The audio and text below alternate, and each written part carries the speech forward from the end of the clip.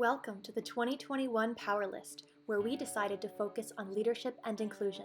The executives on this year's Power List have selected power players within their own organizations who represent impactful, innovative, inclusive leadership. We will release exclusive interviews with our power players talking about these topics weekly. In this video, you'll hear from Ritch Allison and Lisa Price of Domino's. Experience. We came into the year probably like most other companies. We had strategies in place, we had plans, we had a budget, all those things that companies do to run themselves. And, around about early March, it all just kind of got thrown out the window. And, the challenge of COVID really consumed, much of 2020 for us. And the biggest part of that for us was figuring out very quickly how in this new environment we could continue to safely serve our customers. So that meant looking after not only the safety of our customers, but very importantly, the safety of our team members, during this time. And so we took about 60 years worth of operating procedures. We're a 60-year-old company, and we had to rewrite most of them in about 6 to 8 weeks in order to play in this now contactless world, that we've been operating since then. And I'm really proud of our team and how they pivoted so quickly, recognizing that we really had a privilege, in being able to serve when so many other businesses were shut down. And the fact that we were able to continue serving our customers, to employ our people, to hire more people, to give expanded benefits to our people. I'm just really proud of how we took on those challenges this year. Yeah, I'll add that I think in order to do that, we had to really come together as a leadership team and align and collectively tackle this evolving set of priorities as the pandemic hit. And so really, we knew we needed to move with speed and oftentimes with limited information. So the more aligned we were was really important for our success. And sometimes that meant speed over perfection and then iterating or refining solutions as we learned more information. But I think that was really key, is us aligning and collectively coming together as a leadership team. And so when it comes to the people who are the backbone of the company, how are you and Domino's fostering an inclusive company culture that encourages kind of a diverse future leaders of food service? And how do you plan to continue doing that in the future? Lisa, why don't you take that one? Lisa and her team have just done an extraordinary job of driving our efforts in this area. Yeah, I would definitely say inclusion and diversity has been a significant focus for us over the last 18 months and really has been, I think, become part of our core business strategy. Ultimately, I'd say we believe, part of it goes back to our values and beliefs, but we believe that by, creating a sense of belonging for all team members, that really helps to build a culture of innovation where anything is possible.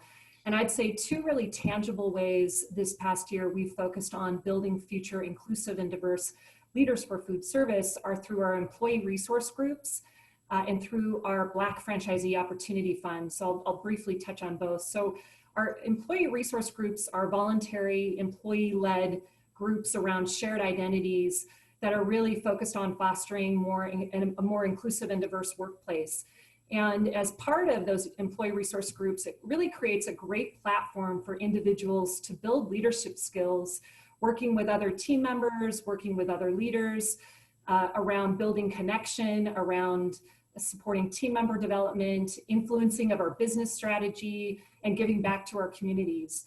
And then as it relates to the Black Franchisee Opportunity Fund, earlier this year, we made a commitment of donating $3 million over the next 3 years, both to external organizations that are really making a difference in Black communities, but also to internal programs that are going to improve us as an organization. And that's where the Black Franchisee Opportunity Fund comes to play, which is really around supporting our current and future Black team members on their path to entrepreneurship, making it easier or more accessible for them to become Domino's franchisees. And so kind of on that, in that vein, how would you advise somebody to, in the restaurant industry or in general in business, to lead during these uncertain times of political, racial, financial strife?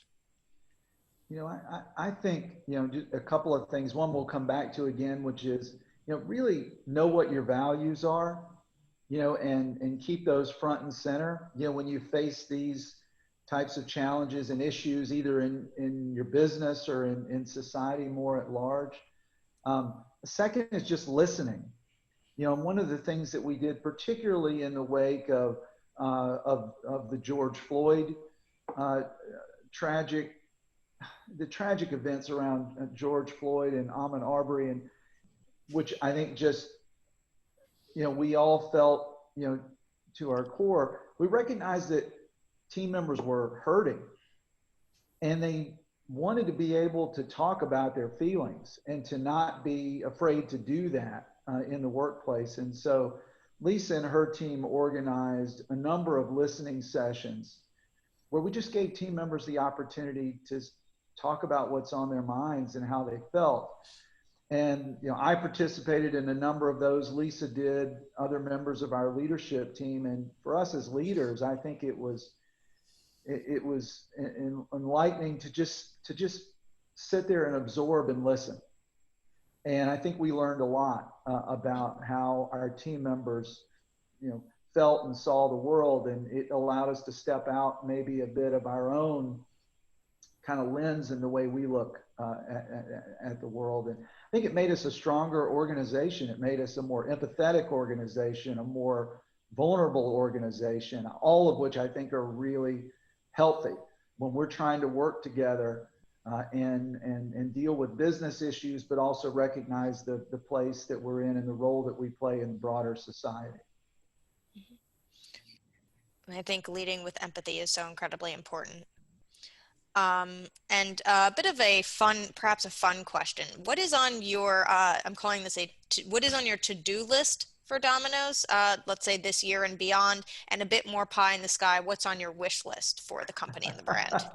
A big thing that we're working on right now that Lisa and her team are driving is really, what does the future of work look like, as we come out of the pandemic? Because we went from basically all being in the building together to nobody being in the building together. And what does it look like in the future? Where I think we'll have a much more flexible work environment.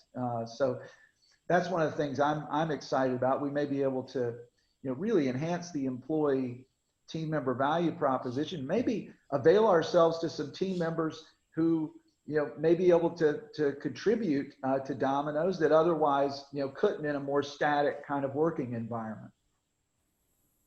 Mm-hmm. And so as you look to the future of the food service industry in general, what is exciting to you? What are you looking forward to as the restaurant industry recovers and kind of looks to the future? Well, I'll tell you, in the near term, as a frequent restaurant visitor myself, and not just at Domino's, I think all of us are looking forward to being able to sit down together again in a restaurant and enjoy a meal together, and while we are primarily in the delivery and carry out business, we are, huge promoters of the restaurant industry more broadly. And so, I think every day about these independent restaurant operators that I know have been struggling mightily during COVID. And so I'm very much looking forward, to seeing those restaurants reopen and those entrepreneurs that have put all their heart and soul into their business. I'm looking forward to sitting down, and dining with them again in the near term. And then, broadly, I think it's going to be really interesting to see how a lot of this plays out.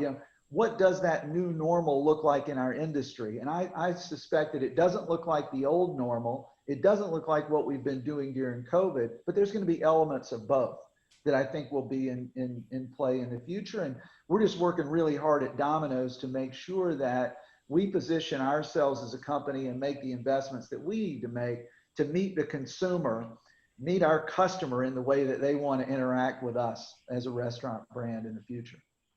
Stay tuned for our next leadership conversation from the Power List.